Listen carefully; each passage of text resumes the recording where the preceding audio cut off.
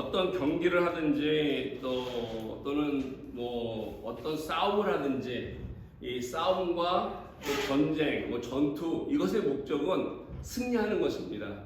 지려고 경기하는 사람도 없을 것이고 지고자 하는 패하고자 하는 전쟁도 없을 것입니다. 모든 경기를 임하는 선수나 또 그 감독들은 아무래도 그 경기에서 승리하기 위해서 좋은 선수들의 그 기량이 매우 중요하다는 것을 잘 알 것입니다. 우리 요즘에 축구를 보면서 그렇지 않습니까? 크리스만의 감독의 전술이 어떤지를 우리가 고민하지만 정말 승리하기 위해서는 이 좋은 선수들이 어떻게 그 경기장 안에서 플레이를 해야 되는지에 따라 좋은 전략들이 있어야 한다는 것입니다. 또 전쟁도 마찬가지입니다. 전쟁을 할 때 어떻게 하면 승리할 것인가 라는 것을 잘 아는 사람은 그러한 군인들은 전략을 잘 세운다는 것입니다. 이와 같이 우리가 이 세상에 살아가면서 승리를 가져오기 위해서는 싸움에 임할 때에 필요한 것이 있는데 이것은 전략입니다. 무엇을 하든 간에 우리는 바른 전략을 세워야지만이 우리는 승리에 나갈 수 있습니다. 이런 바른 전략은 일단 운동에만 해당되는 것이 아니라 모든 면에서 다 같이 이런 전략이 필요하지 않을까 생각됩니다. 국가를 운영할 때도 그렇고 가정을 우리가 다스릴 때도 그렇고 개인 사업을 할 때도 우리가 하는 것을 통해 얼마나 많은 이문을 남기고 이익을 얻을 수 있는가에 대한 전략이 필요하다는 것입니다. 특별히 삶 속에서 또는 상황이 어려울수록 힘들수록 이런 전략의 중요성은 더욱더 뛰어납니다.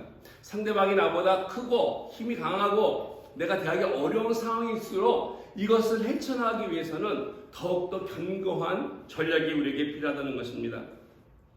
몇 년 전 유럽의 경제 위기로 인해서 전 유럽이 어려웠던 시기겠습니다. 물론 지금도 어렵지만 굉장히 어려웠기 때문에 각 나라마다 그 나름대로 재정을 조절하는 그런 경우가 있었습니다. 그때 스페인에서 참 재미있는 일이 일어났습니다. 스페인 바르셀로나에서 어떠한 부부가 주말을 맞이해서 영화를 보러 갔다는 것입니다. 극장 가서 영화를 보러 가는데 그래서 매수표에 가서 표를 구합니다. 2장 주세요 했더니 그 안에 있는 매표소 안에 있는 사람이 티켓을 주지 않고 당근 2개를 주는 것입니다. 영화관에서 보러 와서 영화표를 달라고 했더니 영화표 값을 받으면서 당근 2개를 내어주길래 이 부부가 아니 이게 뭐 하는 거냐 했더니 들어가 보시면 안다고. 그래서 당근을 받아서 이 노부부가 영화관에 들어갔습니다. 들어갔더니 거기 있는 이제 직원이 당근 있냐 물어보서 당근을 받았다 해서 당근을 달라고 하더니 이제 당근 2개를 샀으니 영화 오늘 티켓을 내가 무료로 상품으로 드리겠습니다 그러면서 티켓으로 바꿔주고 그 티켓을 가지고 영화를 보도록 했다는 것입니다. 영화를 잘 보고 나왔는데 그래서 좀 생각한 거예요. 아니 결국은 내가 돈 주고 산 거는 당근이지 않습니까? 당근 2개를 산 거지 영화 티켓은 상품으로 얻은 거기 때문에 이게 왜 이렇게 하나 궁금했습니다. 그래서 궁금해가지고 나중에 알았지만 이렇게 얘기합니다. 사실 스페인이 재정이 어렵다 보니까 여러 면에 세금을 올리기 시작했습니다. 근데 식료품은 먹는 것 식료품은 한 4% 정도의 세금을 부과했습니다. 그런데 반면에 영화비는 이런 오락 같은 것에는 21%라고 하는 큰 세금을 냈기 때문에 21%씩 오른 세금을 치르면서 세금을 내면서까지 영화를 보러 올 사람이 없을 것 같기 때문에 영화관에서 머리를 쓴 거죠. 전략을 세운 것이죠. 차라리 세금이 싼 당근을 판매하고 반면에 이 영화표는 상품으로 드리는 이런 전략을 써서 그 어려운 순간을 어려운 고비를 넘겼다고 하는 이야기였습니다. 이것은 당시 경제 잡지에 유명한 경제 잡지에 실려가지고 재정 위기를 넘겼던 한 사례로 많은 나라에게 소개했던 것입니다. 그래서 영화 관객이 끊길 것을 걱정해서 생각해낸 아이디어고 전략이 아니었을까 생각됩니다. 우리들의 인생을 살아가면서 어려운 조건들이 있을 때 있습니다. 어려움을 맞이할 때가 있죠. 근데 이럴 때마다 이처럼 방금 소개된 것처럼 당근과 같은 이런 전략이 다 먹히고 다 그것을 이용하겠습니까? 그렇지는 않을 것입니다. 인생에는 이보다 더 심각한 문제들이 있습니다. 우리들의 생사가 걸려있는 문제, 또 우리 가정의 위기나 자녀들의 생존 문제와 같은 더욱더 정말 복잡한 문제들이 우리 삶 속에 계속 이어지는 것을 경험합니다. 그렇기 때문에 이와 같은 얄팍한 전략 같은 거로는 거기에 통하지 않을 때가 있을 것입니다. 특별히 우리 크리스찬 삶 속에서는 또 하나의 문제가 있는 것이 바로 영적인 삶 속에서 어떻게 우리가 영적으로 승리하며 살아갈 것인가를 생각해야 할 것이라는 것입니다. 이것을 생각한다면 영적인 면이 우리 육적인 것보다 훨씬 더 무섭고 또 교묘하고 그리고 어렵다는 것입니다. 왜냐하면 크리스찬으로 살아가면서 부딪히는 문제들이 그냥 평범하게 살아가는 사람들보다 훨씬 더 사회에 많기 때문에 그렇습니다. 우리가 알다시피 이 세상은 점점 가면서 우리 크리스찬들에게 어렵게 만들어가고 있습니다. 근데 크리스찬만 어렵게 하는 것이 아니라 다른 말로 하면은 우리 하나님을 노골적으로 대항하고 있다라고 말씀드릴 수 있습니다. 하나님을 향해서 대적하기 때문에 우리가 하나님을 믿고 사는 우리가 더욱더 어려워지는 것이죠. 미국이나 한국이나 세계 곳곳에서 계속해서 끊임없이 사회를 통해 정치를 통해서 계속 이슈화되고 있고 밀어붙이는 것이 있다면 하나님 지우기 운동이라는 것입니다. 하나님을 우리 삶 속에서 사라지게 하자는 겁니다. 삭제해버리고 하자는 이러한 일들이 하고 있습니다. 제가 얼마 전에 칼럼에서 본 이야기입니다. 그 글인데 정치적으로 이렇게 포장된 영적 전쟁이라고 하는 제목의 글이 있었는데요. 이건 뭐냐면 미국의 미 하원이 몇 년 전에 그 상정했던 법이 하나 거기 소개되어 있습니다. 어떤 법이냐면은 그 미국은 주로 이제 법원이나 또는 국회의원이나 등이 될 때 성경에 손을 얹고 선서하지 않습니까? 내가 오직 진리만을 말하겠습니다. 또는 이 진리 안에 말씀대로 순종하겠습니다라고 하는 선서를 한 후에 So help me God라고 하는 단어를 쓴답니다. 그러므로 하나님 나를 도와주십시오라고 하는 하나님께 도움을 청하는 이 표현이 같이 이어가야 한다고 합니다. 그런데 이 표현 가운데서 이 God이라고 하는 하나님이라고 하는 것을 삭제하자는 것이죠. 우리들의 양심이면 충분하다는 것입니다. 왜 우리들의 일에 하나님이라는 존재를 개입시키냐고 하면서 이 하나님을 제외시키자고 하는 이러한 법들이 상정했다는 것이죠. 심지어 민주당 하원이었던 중에 한 사람이었던 일란 오마르라고 하는 미네소타 하원은 1918년도에 취임할 때 그는 성경책이 아니라 코란에 손을 얹고 선서하고 그리고 취임했습니다. 노골적으로 이 미국 같은 나라에서도 하나님을 지우게 하는, 하나님을 없애고자 하는 이런 운동들이 끊임없이 제기되고 있다는 것입니다. 중국 같은 경우에도 2018년도에 종교 사무실에서 내놓은 새로운 법이 이 코비를 통해서 우리에게 알려지지 않았지만 은밀하게 진행된 것이 뭐냐면 예배를 드리거나 교육을 하거나 또는 심지어 헌금을 하는 것을 금지한다라고 하는 내용이었습니다. 심지어 그 교회가 있으면은 이것을 행할 때 앞에다가 시진핑 사진을 걸어놓고 예배를 드리는 예배당만 허락했다는 것입니다. 그래서 이들이 이것을 따르지 않을 때는 심지어 그런 교회들을 폭파시켜버리는 일도 그들은 감행했습니다.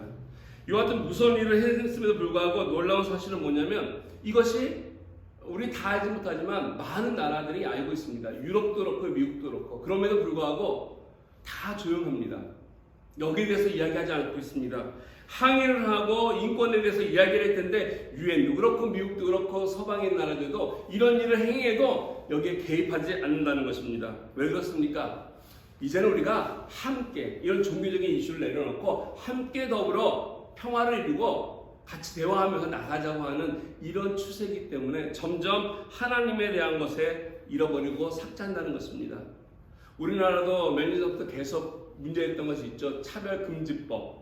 아직 통과되지 않았지만은 이것을 통해서 많은 사람들에게 하고자 하는 건 무엇입니까? 차별하지 말고 우리 똑같이 공평하게 평화롭게 이 사회 속에 살아가자고 하는 취지로서 얘기하고 있는데 사실은 무엇입니까?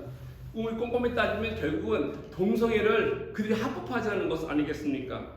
동성애를 허용하자고 하는 것이기 때문에 이 차별금지법이라고 하는 이름으로 이 법을 내놨을 때 반대하는 사람들, 우리들의 인권을 반대하는 사람들을 오히려 무시당하고 소외당하는 그런 입장으로 몰아가지 않았습니까?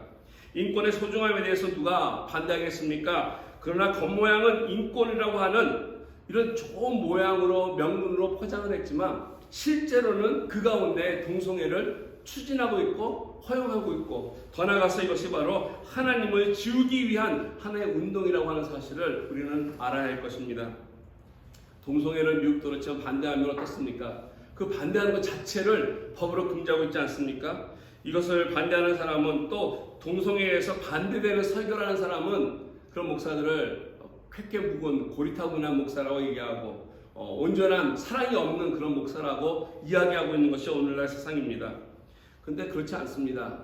저와 여러분들 똑같은 마음일 것입니다. 동성애 사람들이 그들을 향해서 우리는 똑같은 마음을 사랑으로 그들을 품고자 합니다. 단 그들을 품고 사랑하고 회복시키는 것은 맞지만 배적하는 것이 아니지만 그들이 잘못하고 있는 것은 죄는 죄라고 이야기해야 한다는 것입니다. 나쁜 것은 나쁜 것이라고 분명히 이야기할 때 그들에게도 하나님의 은혜가 임하고 그들 또한 우리가 함께 더불어서 하나님 앞에 영광 돌릴 수 있는 귀한 거룩한 백성이 된다는 것입니다. 이처럼 오늘날 우리 사회 속에는 우리 크리스찬이 살아가기 힘들고 어려운 것들이 곳곳에 있다는 것입니다. 그렇기 때문에 어떻게 하면 오늘날 공격당하는 우리 교회와 또는 저와 여러분들이 심지어 예배를 드리는 우리들이 기도를 하는 우리들을 향해서 세상의 비웃음과 또 하나님을 향해서 거부하는 이 시대 가운데 어떻게만이 승리하며 나아갈 수 있는지를 오늘 말씀을 통해서 함께 나누기 원합니다. 하나님의 기쁜 방법으로 우리가 대처해 나가면서 나가는 것이 무엇이 있을까? 그래서 성경은 우리가 이런 것을 세상의 어떤 논리나 세상의 힘으로 대하는 것이 아니라 하나님께서 말씀하시면서 가르쳐 주시는 영적인 전략이 있음을 우리는 깨닫고 이 시대 가운데서 이러한 문제들을 대처하고 대비하면서 나가야 할 것입니다. 어떻게 해야만이, 어떤 선택을 해야만이 바른 선택을 통해서 이런 전략을 세우겠습니까? 오늘 함께 읽은 본 말씀을 통해서 좀 살펴보기 원합니다. 우리 1절에 보시면 사도 바울이 좀 강한 어조로 말씀을 시작하는 것을 우리는 살펴볼 수 있습니다. 1절에 보니까 너희를 대면하면 유순하고 떠나 있으면 너희에 대하여 담대한 나 바울은 이제 그리스도의 온유와 관용으로 친히 너희를 권한다. 우리말 번역에는 여기 표현이 이렇게 했지만 사실 너무 점잖게 표현을 많이 할 때가 많습니다. 근데 사실 원래 원어에는 순서가 어떻냐면 나 바울은 이라고 먼저 시작합니다. 나 바울은, 그러니까 자기를 강조하고 있습니다. 바울이 나는 얘기하면서 매우 강한 표현인데 나 바울이 직접 너희들에게 이렇게 강하게 세게 말한다라고 하는 이런 뉘앙스가 이 구절 속에 담겨 있다는 것입니다. 사실 지금까지 사도 바울은 1장서부터 9장까지 우리 지난주까지 살펴본 내용에 보면은 강하게 그는 얘기하지 않았습니다. 권면하고 부드럽게 이야기하고 배려하고 그들을 향해서 얼마나 마음속 깊이 그들을 사랑하고 있는지 아끼고 있는지를 수차 강조하고 번복하면서 이야기해 왔습니다. 그런데 갑자기 오늘 본문서부터 톤이 바뀝니다. 10장서부터 마지막 장까지는 이 톤이 1장에서 9장까지 봤던 그런 부드러운 톤이 아니라 좀 강한 톤입니다. 우리 한국 성경을 읽다 보면 이게 잘 느껴지지 않아요. 너무 번역을 점잖게 해놨기 때문에. 그러나 원에 보면 이것이 매우 강한 말이고 거센 말입니다. 앞으로 계속 말씀 나누겠지만 13년까지는 주로 책망이 있는 말씀들, 엄중한 메시지가 계속 이어지고 있습니다. 그래서 성경학자들이 이것을 연구하면서 하는 말이 이 고린도후서에 대한 단일성, 즉 고린도후서가 전체가 바울 혼자 쓴 것은 아니다라고 하는 이런 생각들, 이런 것을 제의합니다. 그래서 1장에서 9장까지는 바울이 썼는데 10장에서 13장까지는 다른 사람이 썼다. 또는 반대로 10장에서 13장은 바울이 강력한 성격의 소유자인 바울이 썼고 1장에서 9절까지는 다른 사람이 썼다라고도 얘기하고 있습니다. 어떻게 하면 이렇게 갑자기 감사하고 사랑한다 했던 사람이 이렇게 아주 그냥 차갑게 강하게 이렇게 그들에게 책망을 하는 이야기를 할 수 있을까 하는 것을 제시하는데요. 윌리엄 바클레 같은 분도 이것을 보면서 이렇게 얘기했다는 것이죠.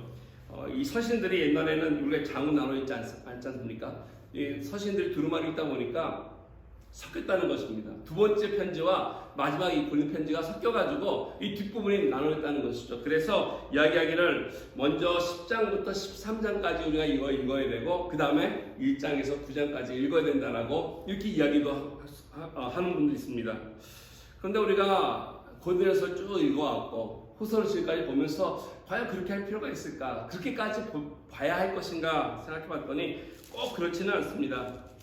우리가 사람과 이야기할 때 얘기하다 보면은 무엇에 대해 이야기하냐에 따라서 톤이 부드러울 수도 있고요, 책망이 들어갈 수 있다는 것을 우리가 알 수 있을 것입니다. 사랑에 대한 주제를 나누면서도 같은 내용이지만 비즈니스 할 때 사용하는 어투와 이 어휘들이 다르다는 것입니다. 톤이 다를 수 있습니다. 뿐만 아니라 누구에게 쓰고 있느냐, 쓰고 있는 대상이 다름에 따라서 우리가 이야기하거나 말하거나 편지 쓰는 내용 또한 이 단어들이 달라질 수 있다는 것입니다. 지금까지는 1장에서 9장까지 가만히 보면은 대다수의 교인들이 누구였냐면 사도 바울이 고린도 교회 사람들을 사랑하고 왔던 것은 그들이 이 디도를 통해서 다시 한번 하나님 앞에 돌아왔던, 그래서 다시 그들이 회개하고 돌아와서 바울을 기쁘게 맞이하고 준비된 이런 사람들, 일반 성도들을 향해서 바울이 그들에게 감사하고 고백하고 격려했던 말씀들을 나눴던 것입니다. 그런데 오늘부터 시작되는 10장부터 13장, 14장까지는 사실 아직도 그 교회 안에서 바울을 대적하고 있는 사람들, 그리고 복음을 훼손시키고 있는 사람들, 즉 소위 거짓 교사라고 하는 이런 사람들을 향해서 말씀을 하고 있기 때문에 당연히 그들에게는 엄할 수밖에 없고 떼탁할 수밖에 없고 책망이 들을 수밖에 없다는 것입니다.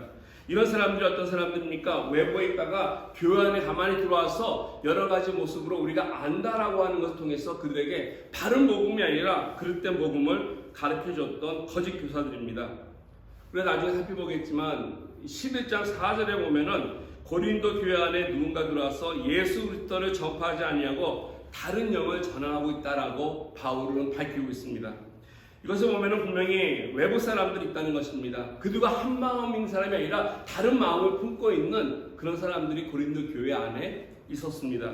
그들은 거짓된 가르침을 그들이 가르쳤고 그 사람들 가운데 그들의 가르침을 영향을 받아서 아직도 바울을 의심하고 대면하고 또 대적하는 이런 사람들이 있다는 것이죠. 더 나아가서 이런 사람들이 그냥 대적만 한 것이 아니라 바울에 대해서 좋지 않은 소문을 공개적으로 이야기했다는 것입니다. 오늘 1절 말씀 보면은 두 가지 소문에 대해서 이야기하는 것 같은데요.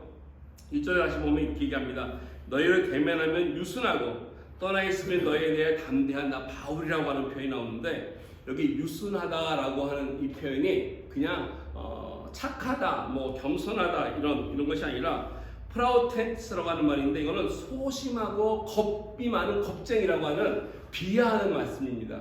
그러니까 즉 사도 바울을 향해서 이 사람들이 뭐라 얘기하냐면, 바울을 직접 만나봤더니 이 사람 되게 소심한 사람이야, 겁쟁이야, 이렇게 바울을 격화시켰다는 것입니다. 사실 좀 더 구체적으로 말씀드리면 바울이 고린도 교회를 찾아가지 않았습니까? 두 번째 방문했을 때 쫓겨나지 않았습니까? 쫓겨나기 전에 왜 좀 이렇게 강하게 항의하고 하는 그런 바울의 모습이 아니라 그들을 찾아가서 같이 이야기 나누고자 했지만은 그들에게 외면당하자 바울은 그냥 돌아왔다는 것입니다. 비겁하게 아무 소리 못하고 도망쳤다는 것입니다. 그래서 한두 개 편지를 보내면서 보이지 않으니까 편지를 통해서 큰 소리 치고 있다라고 하는 이러한 앞에서 비겁자인데 뒤에 용감한 척하는 사람이다라고 하는 소문을 이 대적자들이 낸 것 같습니다. 이건 바울에 대한 굉장한 인격 모독이 아닐 수 없습니다. 바울에 대해서 이와 같은 모욕을 공개적으로 그 고린도 교회 안에서 행하고 있었습니다. 또 한 가지 소문은 2절에 나오는데 이렇게 이해할 수 있습니다. 우리를 육신에 따라 행하는 자로 여기는 자라고 바울은 얘기합니다. 그들은 우리를 디도를 포함해서 우리를 육신에 따라 행하는 자라 얘기한다. 다른 말로 하면 뭐냐면 바울이 세상의 욕심을 갖고서 한다라는 것이죠. 쉽게 생각할 수 있는 것은 뭐냐면 연보에 대한 것을 강조하지 않았습니까? 돈을 좀 모으라고 강조했다 보니까 이것을 비꼬아서 아마 이야기한 것 같습니다.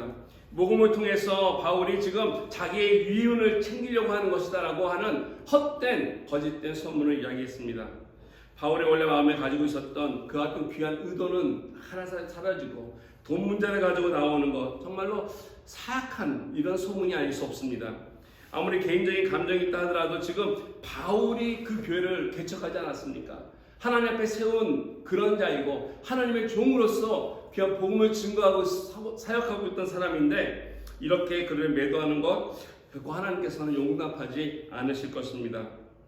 바울을 이렇게 대적하고 하는 이런 이야기들이, 이런 소문들이, 이런 헛된 이야기들이 결국에는 교회에 분열을 일으키고 복음을 막고자 하는 이런 의도가 다분히 안했기 때문에 엄중히 그들을 향해서 말할 수밖에 없다는 것입니다.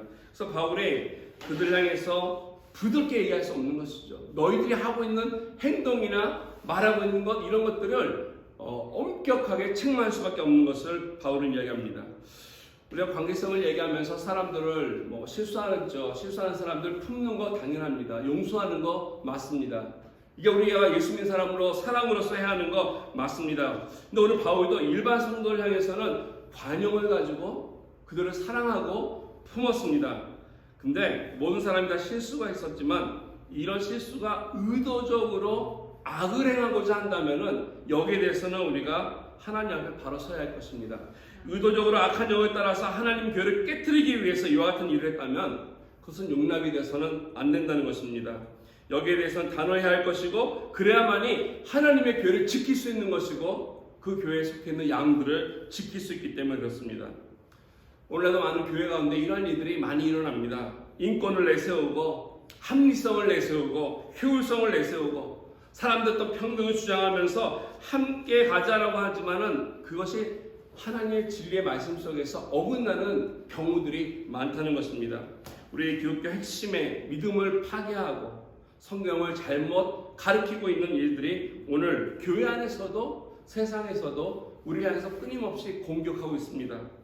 우리 내면에 찾아오는 공격도 있습니다. 관계성에서 오는 아픔도 있죠. 상처 주는 것도 있지 않습니까?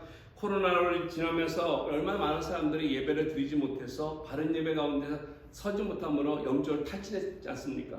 그래서 마음의 갈망도 있고 갈등도 많습니다. 이런 어려움들이 있는데 이런 것들을 우리가 풀려고 하고 해결하려고 한다 할지라도 우리들의 힘이 약하다는 것이죠. 또 우리가 살고 있는 현실 속에서 진정으로 부딪히는 많은 일들 가운데 내가 아무리 노력하고 애쓴다 하더라도 해결되지 않는 많은 문제들이 있습니다. 이처럼 우리는 외적으로 또 내적으로 여러 가지 면으로 우리가 공격당하고 있는데 이것을 어떻게 우리가 잘 풀어나갈 수 있겠습니까? 오늘 말씀 속에 세 가지 전략을 소개해주고 있는데 함께 나누기 원합니다. 첫 번째는 이 전략을 바른 방식으로 우리는 택해야 한다는 것입니다. 전쟁을 하건 경기를 하건 바르게 해야 한다는 것이죠. 바른 것을 한다는 것인데 다른 말로 하면 이렇습니다. 인간적인 방법이 아니라 예수 믿는 사람이라면 크리스천이라면 하나님이 주신 영적인 방법을 선택해야만이 이와 같은 영적 전쟁에서 승리할 수 있다라고 하는 사실입니다. 아멘. 오늘 먼저 3절 말씀 보겠습니다. 3절 보니까 이렇게 말씀합니다. 우리가 육신으로 행하나 육신에 따라 싸우지 아니한다라고 바울은 얘기합니다. 육신을 따라 행한다라고 하는 것은 다른 말로 하면은 우리말 성경 보니까 육체를 입고 살고 있지만이라고 번역되어 있습니다. 우리가 육체를 입고 살고 있지만 그렇습니다. 우리가 세상을 살아가면서 영으로만 사는 사람이 어떻겠습니까? 다 우리의 육신을 입고 살아가지 않습니까? 그래서 먹고 마시고 잠도 자는 것이고 또 여러 가지 교제를 하는 것이고 일터에 나가서 일하는 것입니다. 이게 우리 육신을 가지고 살아가는 이 세상의 하나의 방식입니다. 그런데 이와 같이 육신을 가지고 있는 한 피할 수 없는 것이 하나 있습니다. 싸우는 경우들이 있는데 이 싸움이 있을 때 육신으로 살아가는 것처럼 싸우면 안 된다는 것입니다. 우리가 영적인 싸움 속에서는 육신으로 싸우는 것이 아니라 일반 사람들은 육신을 입었기 때문에 밥 먹고 일하면서 살기 때문에 그들은 많은 것들을 인간적인 방법을 동원해서 이기려고 하지만 우리는 그렇게 하면 안 된다는 것이죠. 혈과 무력을 동원해서 싸우는 것은 하나님께서 원하시는 방법이 아니라 그런 걸로 한들 우리가 이 세상을 이길 수 없다는 것입니다. 내가 지혜를 짜고 지식을 짜고 힘을 해서 나에게 오는 영적인 어려움을 내가 싸우려고 할 때 우리는 승리할 수 없다는 것입니다. 어떻게 해야만 하겠습니까? 오늘 말씀 속에서는 하나의 방식인데 그것은 바로 성령을 따라 행하는 것입니다. 우리가 육신의 능력을 따라 싸우는 것이 아니라 성령을 따라 행하는 것이 하나님이 말씀하시는 바른 방식이라는 것입니다. 성령의 음성을 듣고 성령의 지혜를 받고 성령의 인격과 성령의 능력을 가지고서 우리가 영적인 어려움들을 대처해 나갈 때 그 누가 우리 앞에 막아설 수 없다라고 하는 사실입니다. 아멘. 우리의 가정이 되든 우리 공동체가 되든 또 우리 개인의 삶 속이 되든 무언가 문제가 생길 때 우리가 사람이기 때문에 육신을 먼저 생각할 수 있습니다. 이걸 어떻게 할까 고민할 수 있습니다. 그러나 그 가운데 빠지게 되면 다투게 되고 갈등이 생기고 그리고 우리가 잘못된 선택들을 할 가능성이 높다는 것입니다. 오늘 말씀이 없지만 갈라디아서 5장 19절과 22절 보시면 육신이 이끄는 대로 살아가는 삶의 모습이 잘 나타나 있습니다. 거기 보면은 육신대로 하면은요 결국 원수를 맺고 분쟁하고 시기하고 당짓고 또 더 나아가서 분열하고 이단 투기 술 취함 방탕함 등이 있다라고 바울은 이야기합니다. 이런 것이 나타난다면 이렇게 육신을 따라서 해결하려고 했다면은 그래서 이런 결과가 주어진다면 어느 공동체가 또 어느 가정이 어느 한 개인이 화평하고 평화롭고 또 그 안에 안정을 취할 수 있겠습니까? 오히려 그 삶이 더욱더 악화되고 반대로 어려워질 것입니다. 어떻게 해야만이 성령을 통해서 우리가 이와 같은 이들이 있겠습니까? 갈라디아서 5장 22절과 23절에 보면은 우리가 너무나 잘 알고 있는 말씀이 있지 않습니까? 성령의 열매로 성령을 따라 살아갈 때 그 가운데 진정한 사랑이 주어지고 그 가운데 진정한 우리들의 믿음이 주어지고 그 가운데 오래 참음과 화평과 희락과 이런 것들이 성령을 통해서 우리에게 주어질 때 이것을 가지고서 우리 삶 속에서 영적인 것을 이겨나가는 이러한 삶이 있어야 할 것입니다. 성령을 따라 할 때 내가 좀 손해본다 손해보더라도 하나님 앞에서 성령을 따라서 참고 나아갈 때 이것이 하나님 말씀하시는 사랑을 수용하는 것이고 이 위기가 나로 하여금 오히려 하나님의 뜻을 잘 이뤄나갈 수 있는 축복의 계기로 바뀐다는 것입니다. 이것을 모르고 무시한다면 내 마음대로 해버린다면 내 마음이 답답하니까 확 해버린다면 화도 내고 뭐 그러면 뭐 시원할 수 있겠죠. 그래서 그냥 다 때려치고 나갔으면 좀 낫겠죠. 과연 그렇겠습니까?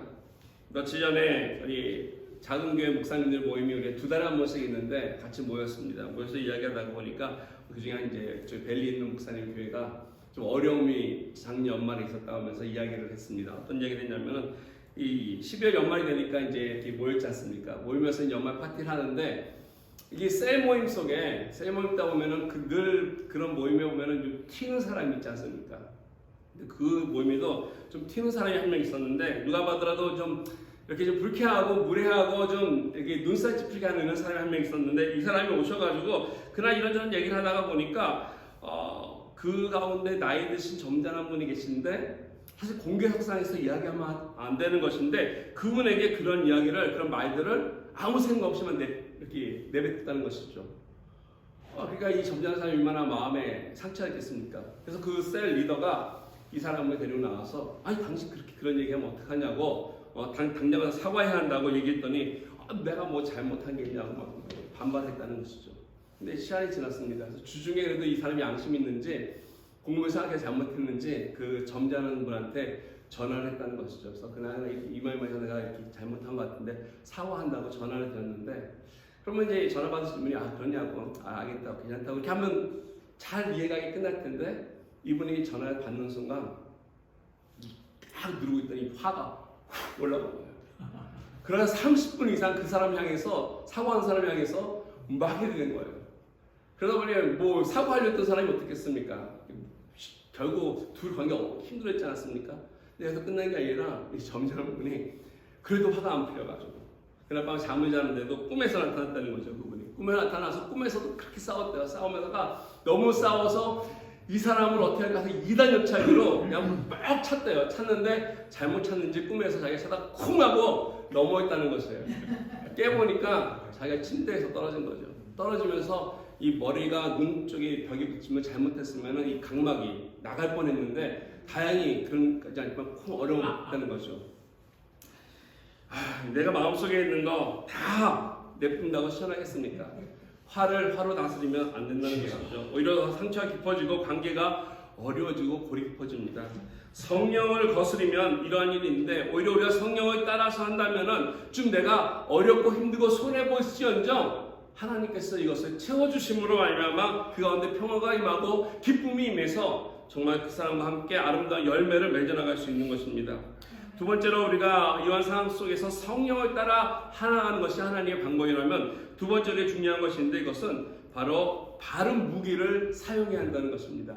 전략을 세워나가는 데 있어서 바른 방식도 태하는 것이 중요하지만 이 사용할 무기 또한 바른 것을 가져야 한다는 것입니다. 오늘 4절과 5절을 보면은 우리가 어떠한 무기를 가지고서 사용해야만이 그 이 무기들이 귀한 영향력이 있는지를 소개해주고 있습니다. 먼저 4절 말씀입니다. 우리의 싸우는 무기는 육신에 속한 것이 아니요 오직 어떤 견고한 진도 무너뜨리나 하나님의 능력이라 모든 이론을 무너뜨린다라고 바울은 말씀해주고 있습니다. 저 여러분들이 갖고 있는 이런 무기들이 있는데 이것은 우리 육신에 속한 것이 아니다라고 먼저 바울은 얘기하죠. 우리가 싸울 때 하나님 주신 무기가 있는데 이것은 바로 하나님의 능력이다라고 밝혀주고 있습니다. 육신으로의 무기로 싸우는 것들이 어떤 것들이 있겠습니까? 우리가 세상을 향해서 어려울 때마다 또 영적으로 어려울 때마다 육신의 무게를 가지고 할 때는요, 그 육신의 무게는 다른 것이 아니라 우리들의 경험, 우리들의 지혜, 또 우리가 갖고 있었던 여러 가지 권세일 것입니다. 이 부분에 있어서 육신에 속한 무기라고 하는 것을 스페인어 성경이나 영어 성경에 보니까 세상에 속한 무기다라고 이렇게 번역이 되어 있습니다. 세상적인 것이다. 그렇죠. 세상 사람들도 그 정도의 지혜는 있고 지식은 있습니다. 그만큼 능력이 있습니다. 그걸로 한다는 것입니다. 그런데 말씀은 그런 것이 아닌 우리는 다른 무기가 있음을 밝혀주고 있습니다. 우리가 진정으로 소유하고 그리고 사용해야 할 무기는 바로 하나님의 능력인, 하나님의 파워가 있는 이 능력이 있어야만이 여러 가지 악한 계획들을 무너뜨릴 수 있고 승리를 가져올 수 있다는 뜻입니다. 아멘. 어떻게 하면이 우리가 이와 같은 악한 계획을 무찌를 수 있고 나갈 때 가장 필요한 대표적인 하나님의 능력의 무기가 무엇이겠습니까? 저는 그것이 다른 것이 아니라 하나님의 말씀이라고 생각을 합니다. 오늘 본문의 문맥상도 마찬가지입니다. 문맥 쭉 읽다 보면은 다른 무기보다도 하나님의 말씀을 이야기하고 있는 것 같습니다. 예수님께서 마귀에게 시험 당하실 때 광야에서 무엇으로 그를 대항했습니까? 그의 지혜나 지식이 아니라 하나님의 말씀으로 마귀를 물리지 않습니까? 이 하나님의 말씀을 가지고서 할 때 악한 것들은 그 가운데 대항할 수 없다는 것입니다. 그 누구도 하나님 말씀 앞에는 설 수 없다는 것입니다. 그래서 말씀이 아닌 나의 지혜나 지성을 가지고 다가가면은 결코 우리는 어떤 기쁨, 나의 만족을 얻을 수 있을지 모르나 결국은 실패하고 만다는 것입니다. 이 말씀에 무게 갖게 된다면은 우리가 깨트릴 수 있는 것들, 대항해서 이길 수 있는 것이 무엇일까요? 오늘 말씀 보니까 첫 번째는 견고한 진이 무너진다라고 얘기하고 있습니다. 견고한 진이라고 하는 것은 아주 강한 요새입니다. 마치 여호수아서에 나오는 그 여리고성과 같은 정말 튼튼한 요새, 무너지지 않을 것 같은, 그래서 인간이 갖고 있는 모든 것을 동원한다 할지라도 끄떡하지 않고 흔들리지 않는 그와 같은 진을 견고한 진이라고 얘기합니다. 근데 말씀을 따라 순종하면, 말씀을 가지고 나아가면 아무리 견고할지라도 여리고성처럼 무너진다는 것입니다. 저와 여러분의 삶 가운데 이처럼 견고한 것들, 웬만해서 깨지지 않으려고 하는 것이 나의 노력과 애씀으로 인해서 그를 무너뜨리려고 하지 마시기 바랍니다. 오히려 우리가 이런 것들을 하나님의 말씀으로 대항할 때 하나님의 말씀이 하나씩 하나씩 그 벽을 무너뜨리고 허무는 것입니다. 사람마다 좀 다르게 하지만은 많은 사람들마다 자기 안에 또 자기가 갖고 있는 벽들이 있습니다. 이 진이 있다는 것이죠. 누구에게는 어떤 것이 강한데 다른 사람에게는 다른 것일 수 있습니다. 상처를 많이 받은 사람들은 과거의 그 상처가 어떻게 보면 전혀 사라지지 않으니까 늘 자기를 힘들게 하는 견고한 성과 같은 그러한 성은 남아있다 있습니다. 마음의 습불이나 마음의 정욕이나 또 도박이나 이런 것들이 우리들을 알고 힘들게 하는 견고한 이런 성처럼 우리 삶 속에 남아있다 있습니다. 이런 것은 우리가 노력한다고 결심한다고 깨어지지 않는다는 것이죠. 무너지지 않습니다. 하나님의 말씀을 가슴에 품고 그리고 하나님 말씀 앞에 기도하면서 나아갈 때 그 말씀이 이것을 깨어뜨린다라고 내 내면 안에 있는 것이 있죠. 우리가 히브리서 4장 12절 말씀에 보면은 하나님 말씀에다 잘 소개하고 있지 않습니까? 하나님 말씀은 우리의 혼과 영과 관절과 골수까지 쪼개기까지 하신다고 말씀하시는데 여기만 하나님 말씀이 칼처럼 우리들의 안에 견고하게 서져 있는 것들을 다 부숴버린다라고 하시는 말씀입니다. 우리가 영과 혼에 대한 것들 어떤 사람들은 사회 심리학으로 이런 것을 다스리고 좀 치료받고 한다고 하지만 다 그렇지 않습니다. 결코 그렇지 않습니다. 세상의 것으로 해결되는 것처럼 보이지만 그렇지 않다는 것입니다. 오늘 말씀처럼 우리들의 혼과 영과 관절과 골수까지도 모든 것을 하나님의 말씀이 다 우리를 치료하시고 무너뜨리고 그리고 회복시킬 수 있다는 것을 말씀해 주고 있습니다. 그 마약 중독자들 있지 않습니까? 이런 사람들이 뭐 이렇게 재활하는 곳에 가면은 약물로서 재활하기도 하고 여러 가지로 뭐 하면서 그들이 치료받기도 하지만 가장 중요한 것은 그걸로 다 회복되지 않는다는 것이죠. 저와 여러분들이 우리 방문했던 그 리오 콜로라도에 있는 그 드림교회 목사님, 그 피데 목사님이 이런 재활원을 운영하십니다. 근데 재활원을 거기서 중요한 것이 하나 있다고 얘기해요. 뭐냐면 하루에 3번 그들이 예배 드린다는 것입니다. 3번 아침에 일어나서 말씀 읽고 묵상하고 예배 드리고, 점심에 또 예배 드리고, 저녁에 예배 드리고, 그리고 교회에서 예배 드린다면 꼭 교회 참석하는 것. 그래서 이 치료하는 것이 그들의 어려움에서 스스로 이겨나가는 것이 아니라 그 스스로 이길 힘이 없기 때문에 하나님의 말씀을 통해서 성령께서 그에게 쌓여져 있는 이러한 견고한 것들을 무너뜨려 나가겠다는 것이죠. 이러할 때 진정으로 그들이 찬양하는 가운데 말씀을 통해서 깨뜨려질 수 있다는 것입니다. 이 견고한 진이 하나님의 말씀을 무너뜨리고요. 두 번째 말씀이 깨뜨릴 수 있는 것은 오늘 말씀 보니까 모든 이론이라고 바울이 얘기합니다. 모든 이론이라고 하는 것, 이 로히스모, 논리적인 것, 어떤 이성적인 판단을 얘기하고 있습니다. 다른 말로 하면 세상의 학문이죠. 세상이 얘기하면 지식입니다. 철학 같은 것, 이런 것이 여기 해당될 수 있습니다. 세상에서 공부하는 거 중요합니다. 우리가 지식을 습득하는 거 중요합니다. 그래서 우리 학교 가서 공부하는 것이 아니겠습니까? 세상의 철학도 공부하는 거 아니겠습니까? 학교에 나가서 많은 것들을 배우지만 중요한 것은 뭐냐면 학교에서 가르치고 있는 것이 절대적인 진리는 아니라고 하는 사실을 우리는 기억해야 할 것입니다. 아멘.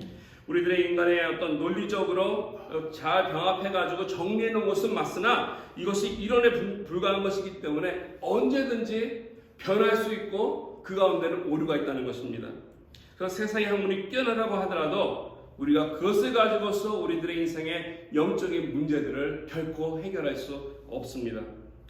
오래전에 신문에서 본 칼럼인데 이런 얘기가 있었습니다. 부동산 투자를 얘기하는데 이 사람이 제목을 뭐라 하냐면 망할 수 있는 10가지 길이라고 하는 제목이 있어. 아니 투자하면 이 망에 성공해야 되는데 망할 수 있는. 근데 첫 번째가 뭐냐면 그 사람이 주는 충고가 절대로 전문가의 말을 100% 믿지 말라. 믿으면 망한다가 첫 번째 원칙이었습니다. 세상은 그렇습니다. 세상에는 우리를 향해서 속이고 그 가운데서 우리를 향해서 우리의 것을 빼앗으려고 하는 것이 세상이기 때문에 믿을 것이 되지 못합니다. 거기에 속기보다는 오늘 하나님 말씀으로 우리들이 쭉 걸어나갈 때 그것이 바로 우리들을 믿음의 길로 인도한다는 것이죠. 이처럼 하나님의 말씀은 우리의 견고한 진도 깨뜨리고 세상의 이론도 무너뜨립니다. 근데 오늘 본문 5절을 보시면 또 한 가지 이 말씀이 깨뜨려 주는 것이 있습니다. 5절 보니까 하나님 아는 것을 대적하여 높아진 것을 다 무너뜨리고 모든 생각을 사로잡아 그리스도께 복종하게 한다. 쉽게 말하면 하나님 없이 살아도 된다라고 하는 인간의 교만한 것을 다 무너뜨린다라고 하는 것입니다. 우리는 하나님 없이도 살 수 있는 이런 세상을 우리는 계속해서 인간들을 만들어가고 있습니다. 얼마나 오늘날 과학이 발달하고 있습니까? 하루가 다르게 계속해서 발달하고 있는 것이 과학입니다. 우리가 지금만 해도 우리 인공지능 AI를 통해서 얼마나 많은 편리함을 누립니까? 이제 번역하는 거 너무 쉽지 않습니까? 간단하게 얘기하면. 그러나 이런 것들이 사실 더 복잡하고 더 어려운 것에도 쓰이기 때문에 오늘날 끊임없이 이것이 개발되고 발전하면서 우리 인간들로 하여금 하나님이라고 하는 절대적 존재를 의지하지 못하도록 만든다는 것이죠. 그러다 보니까 우리 인간 마음속에 하나님 없어도 나 충분히 살 수 있어. 하나님을 그렇게 필요로 하지 않는 이러한 세상을 만들면서 우리 마음속에는 이것이 다른 것이 아니라 교만이라고 하는 하나님을 대적하는 교만함의 뿌리를 계속해서 내리고 있다는 것입니다. 이와 같이 잘못된 교만은 위험한 것이고 이것을 의지하면 우리는 무너져 넘어질 것입니다. 근데 이것을 깨뜨려 부시는 것이 있는데 그것이 바로 오늘 하나님께서 말씀하시는 말씀이라는 것이죠. 아멘. 하나님 말씀이 이러한 마귀의 공격을 깨뜨려 부신다는 겁니다. 마귀는 바보처럼 이렇게 멍청하지 않습니다. 굉장히 똑똑하고요. 지혜롭고요. 어떻게 보면 교모합니다. 우리 향해서 아주 친밀하게 우리를 향해서 그가 덧들렀기 때문에 누구라도 넘어갈 수 있도록 하는 것이 바로 마귀의 속임수라는 것이죠. 이게 쉽게 보고 만만하게 봐서는 안 될 것입니다. 근데 이와 같은 마귀의 속임수와 계략을 우리가 대하려면은 세상의 것이 아닌 오늘처럼 하나님의 말씀을 가지고서 그 진리가 그를 무너뜨릴 수 있기 때문에 우리는 그 진리를 가야 한다는 것이죠. 하나님 말씀을 선포하고 그 말씀의 진리대로 우리가 살아갈 때 저와 여러분의 삶 속에서 하나님께서 주시는 그 말씀의 역사가 일어납니다. 아멘. 에베소서 우리 6장에 보면은 전신갑주에 대한 이야기가 잘 나오지 않습니까? 6가지 무기가 쭉 나와야 되는데 그 가운데 하나가 바로 성령의 검, 하나님의 말씀이라고 이야기하고 있습니다. 그런데 이 6가지 무기를 우리에게 주셨는데 실제 이 무기를 가지고 싸울 때 필요한 것이 있는데 그것은 에베소서 6장 18절 말씀에 소개하고 있는데 그 뭐냐면 항상 성령 안에서 기도하라는 것입니다. 결국 우리가 무기가 있다 할지라도 이 무기가 활용이 되기를 하면은 힘을 얻고 쓰여지려면 우리에게 필요한 것은 바로 성령 안에서 기도를 해야 한다는 것입니다. 아마 이것이 바로 오늘날 우리 교회에 또 저와 여러분들에게 꼭 각인되어야 할 실천해야 할 필요가 아닌가 생각이 됩니다. 저는 우리가 꼭 기억하면서 해야 할 2가지가 있는데 늘 우리는 영적으로 각성해야 한다는 것이죠. 우리를 살펴보면서 우리가 얼마나 부족한지 연약한지 그래서 하나님의 것이 얼마나 필요한지를 우리는 늘 깨달아야 합니다.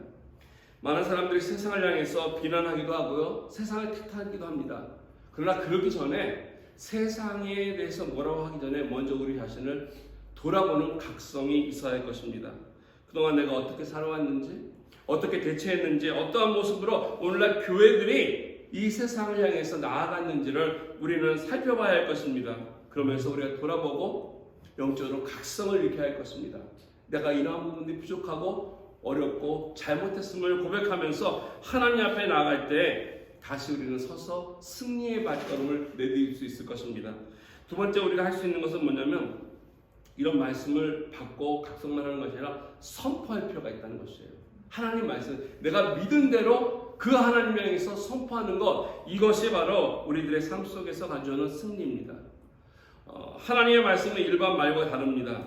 로이드 존스 목사님은 서유학에서 얘기하면서 이런 말씀을 썼어요. Effective language라고. 하나님 말씀은 효과가 있는 말씀이라고 우리에게 얘기했습니다. 예를 들어서 예수님께서 이렇게 바다를 건너시면서 풍랑이 일 때 그 풍랑을 향해서 멈춰라 얘기했을 때 이것이 바로 effective language, 즉 효과가 있는 효력이 있는 말씀이라는 것이죠. 나사로를 향해서 일어나 걸어 나와라 했을 때 나사로가 일어나 걸어 나오는 것, 이것이 바로 그 주님의 말씀 속에서 어떤 효력이 있어서 이어진다는 것입니다. 저와 여러분들에게 예수님 같은 그런 능력은 없습니다. 그러나 우리가 예수 그리스도의 이름을 의지해서 나사렛 예수 이름으로 우리가 선포하고 그 말씀을 믿고 나갈 때 그 가운데 하나님께서 말씀으로 역사한다는 것입니다. 그래야만이 우리가 강한 군사로서 우리들의 삶 속에 영적의 승리를 가져온다는 것이죠. 제가 여러분에게 소개시키고 싶은 게 하나 있는데 이건 제가 예전에 안데스 산지에 선교하던 것입니다. 이 선교하던 사람들이 사는 모습들인데요. 참 힘들게 살아요. 근데 이 집에 들어가면은 늘 뭐가 있냐면 한쪽 구석에 이렇게 숯이 널려있고 늘 주전자로 그들이 잘 마시는 마테라고 하는 차를 우리에게 줍니다. 한 번은 이제 우리가 늘 제가 아끼고 사랑하는 우리 할아버지가 계신데 이 할아버지가 에메트리오 할아버지예요.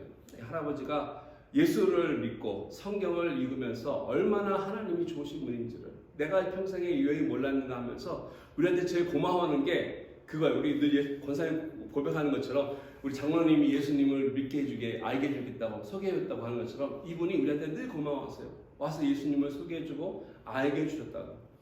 근데 이제 옆에 계신 분이 이제 마르가리타 우리 여사님인데 먼저 소천하셨어요. 먼저 소천하시고 혼자 계셨는데 늘 우리가 가면은 이 집 앞에 나와서 성경을 읽으면서 마르가리타 할머니는 글을 몰라요. 글을 모르셔가지고 이 할아버지가 늘 성경을 읽어주셨어요. 읽어주면 큰 소리 읽으면 옆에서 그걸 들으면서 같이 했었는데 이 할머니 돌아가신 다음에 얼마나 적적하겠습니까? 그 시골에. 그래서 하루는 맞다를 마시려고 이렇게 막 부딪히기를 하다가 이 불이 탁 튀어가지고 그 불덩이 하나가 눈에 딱 들어간 거예요. 눈에 들어가서 이 눈이 너무 아프고 아리고 안 보이는 거죠. 이 할아버지가 우리 같은 이런 얘기합니다. 그때 기도했대요.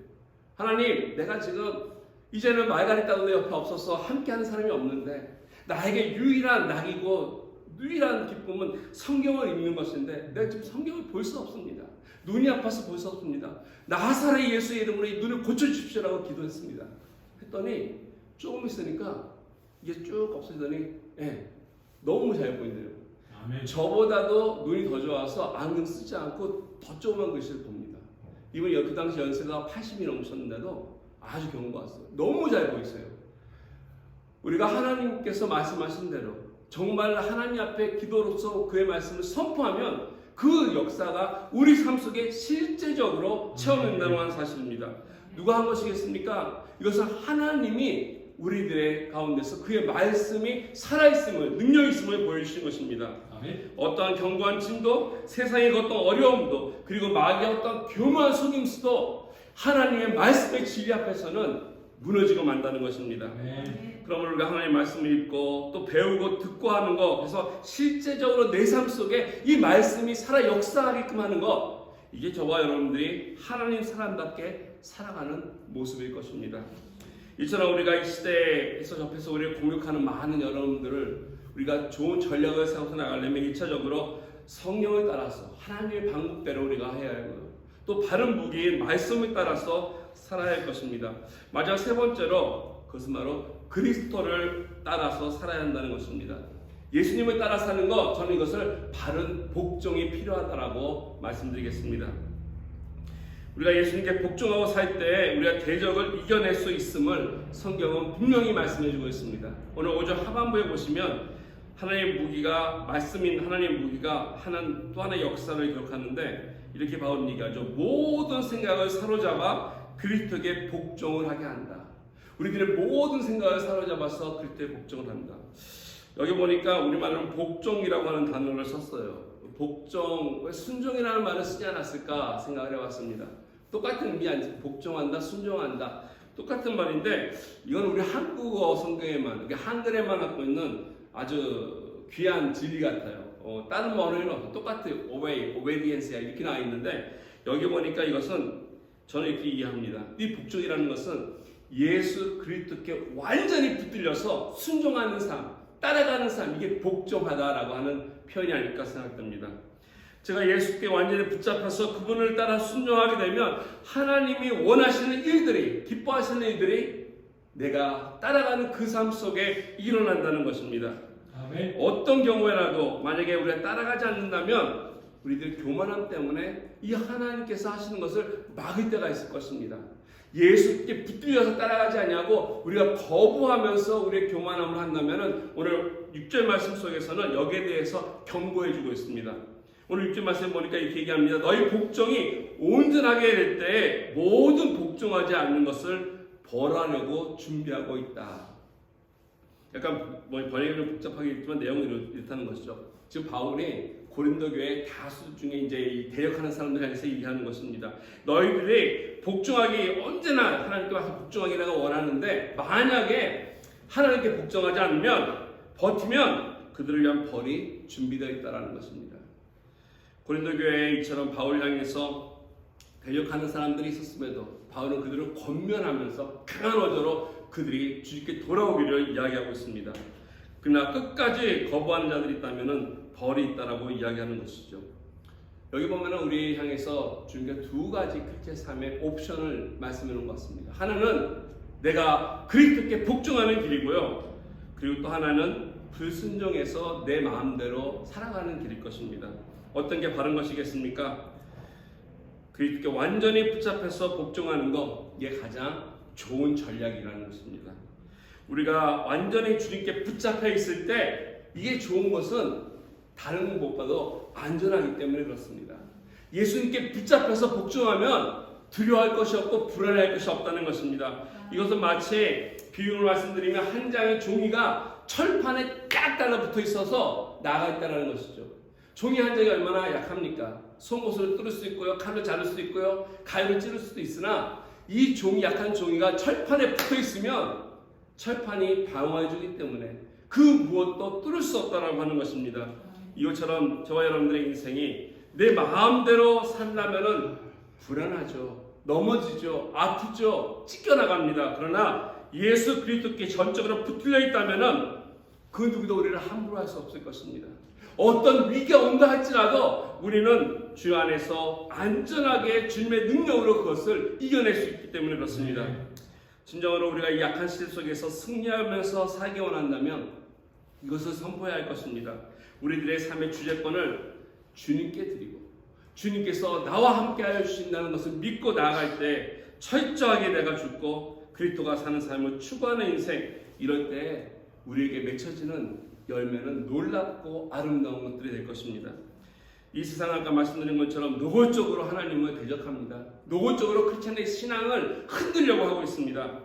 우리들을 공격하는데 절대로 우리들의 얄팍한 힘과 지혜로 승리할 수 없을 것입니다. 성경 안에서 말씀 선포하면서 우리가 나아갈 때, 그 말씀을 따라 나갈 때, 기도하며 나갈 때, 그리고 오늘 말씀처럼 그리스도께 온전히 복종해 나갈 때 우리는 그와 같은 승리를 우리는 이어갈 수 있을 것입니다. 우리 같이 함께 기도하기 원합니다. 우리 같이 기도할 때 우리의 바라본다면 우리는 약한 존재들이죠. 우리는 넘어지고 아파할 때가 많습니다. 그러나 전지전능하신 하나님의 말씀을 붙들고 이제 성령께서 주시는 그 은혜 가운데 그를 따라서 선포하면서 나아갈 때 우리들의 귀한 믿음이 하나님께 올려지게 되고, 더 나아가서 주님을 따라 살겠습니다라고 하는 우리의 고백과 또 우리들의 어떤 결단의 헌신들이 있을 때 육신을 따랐던 우리들의 삶을 돌이키고 하나님께서 우리를 그 가운데 성령 충만하여 귀한 열매로 맺혀주며 영광 받으실 것입니다. 우리를 위해서 함께 같이 결단하며 믿음으로 기도하며 나아가겠습니다. 함께 같이 기도드리겠습니다.